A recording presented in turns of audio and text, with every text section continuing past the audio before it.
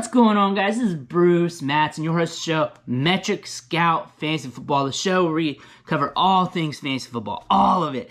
Dynasty, DFS, Devy, Campus to Canton, all of it, bag of chips, something you're interested in, hit that subscribe button. As you all know, I've been digging into these pro days, giving you my reaction to these numbers, along with some of their player profile. Not going deep into their profile because I've already done that in other videos. If that's something you're interested in, hit the archives. I got one on almost all of these players.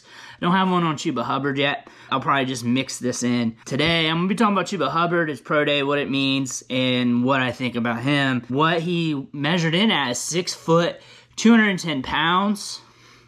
Pretty good considering I was expecting a little less, maybe 205-ish, 200, 198-ish, somewhere around there, somewhere around that ballpark. And then his 40 times were kind of weird that day. So early on, when he first got clocked, he clocked in at 4.36, which made sense considering the speed we saw during his redshirt sophomore season. After a while, it got adjusted to 4.5 and 4.48 for his 40 times. So it makes sense once you look through the frames of the 40 to get the exact time. But there's a big difference on that. Vertical was 36 inches, which is good enough. Shows he's got burst. It's not elite level. It's not like he's pushing 40 inches, but 36 is good. And then he failed the 3-count really bad. 7.24, so he's got a little DK Metcalf in the ankles. He doesn't test well moving laterally, obviously, with a 7.24 3-count. And just looking at these numbers and going over what I've seen through tape and what I've watched from him over the years, you kind of get the feeling the injuries he had in the 2020 season could have been baked into this because he was a much more explosive player in 2019. It just was. He rushed over 2,000 yards, 21 touchdowns, and was one of the most electric players in college football. His career was kind of like a rubber band.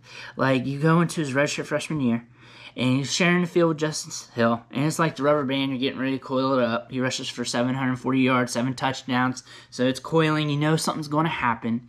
And then the 2019 season comes, his redshirt sophomore year, that band's tight, and they just let it go, and it shoots all over the place.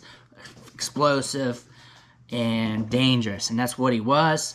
And then the 2020 season with 7 games, that rubber band was just trying to get back to his natural state after a rough, weird year for everybody. Me, you, these players included. It just was a weird year. Had some injuries. If he played a full 13 games, he would have had 1,160 yards on the season, maybe more, because he would have had maybe a cupcake game in there. Probably pushing double-digit touchdowns. So production-wise, we would have thought more of him. Can't really say for certain. He was averaging about 90 yards per game rushing, so that's not too bad. It's not like he fell off the map compared to 2019. It's just 2019 set such a high expectation that an injury, a COVID-riddled year, it makes it hard for a running back like this to really reach that. The fact that we saw slower numbers or less explosive numbers than advertised from the 2019 season indicates that there might be effects from the injury, whatever injury he had in 2020, and it's baked into his athleticism right now. Can he return to that 2019 player? Possibly. Is it likely? Could be. I don't know. We don't know.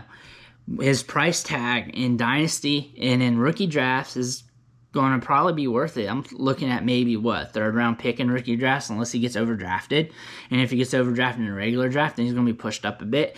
And then I may not think about drafting him, but if he's in the third round and all the good wide receivers are gone, and you don't really need a tight end, and you want to pass on Brevin Jordan, and the running backs at that point are looking a little dicey, then it's all systems go. This running back class isn't that great as advertised when you just look at a profile standpoint. There may be one or two that hits that we do not think about. It could be Chuba. Because Chuba, if he reverts to his 2019 form, and he gets in the right system with the right team, with the right people around him, good offensive line, good coordinator and stuff, and he's sharing the workload, we could see a good bounce back. Maybe an RB2 guy, maybe a borderline RB1. He could just blossom late. He may be just still getting over whatever happened this year. That's a storyline that we're working in here. However, the speed's concerning. We're just hoping that he can just get fixed. I do not want to bet on that. I do not want to bet. I don't want to bet capital on that. I just don't want to bet on that because that's something that's not certain when I have like Dommy Brown on the board or Brevin Jordan, Pat Freiermuth. I have good players that I can select, and then this is a big red flag because I do not know he can revert back to what he was, rushing for 2,000 yards, 21 touchdowns as a mega producer for Oklahoma State. The price tag will dictate whether I want to draft him or not. I'm not all in, I'm not all out. It's according to price.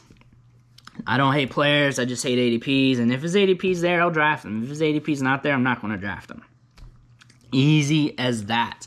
I'm not in love with this running back class, so if I'm fading it in a lot of drafts and Chuba's there at a palatable price point, early third, mid-third, whatevs, then yeah, I might have a good bit of him. But it's not like I'm super excited. And he could develop back to, 80-90% of what he was in 2019 and be a functional fantasy football asset. Considering what he did in college, how he had a build-up year, blast-off year, and a die-down year, we could see something similar to that when he hits the NFL. Like, slow start, has some palatable weeks, or maybe even like a year and a half, 2 years, and a big downturn. We could see that. That makes sense. That makes sense if you're going to guess what his career is going to look like. I could see that. I just don't see it long term. I don't see him being an RB1 for at least not for a significant amount of time. It's just sad to see a guy rush for 2,000 yards and just hit the anvil this hard. I'm not out on him. I'm not. I'm just not going to overpay for him. I want to thank you for watching the show. Hit that subscribe button if you haven't already, because if you made it this far, I've kept you entertained. Ring that bell, tell your homies, and I'll get you next time.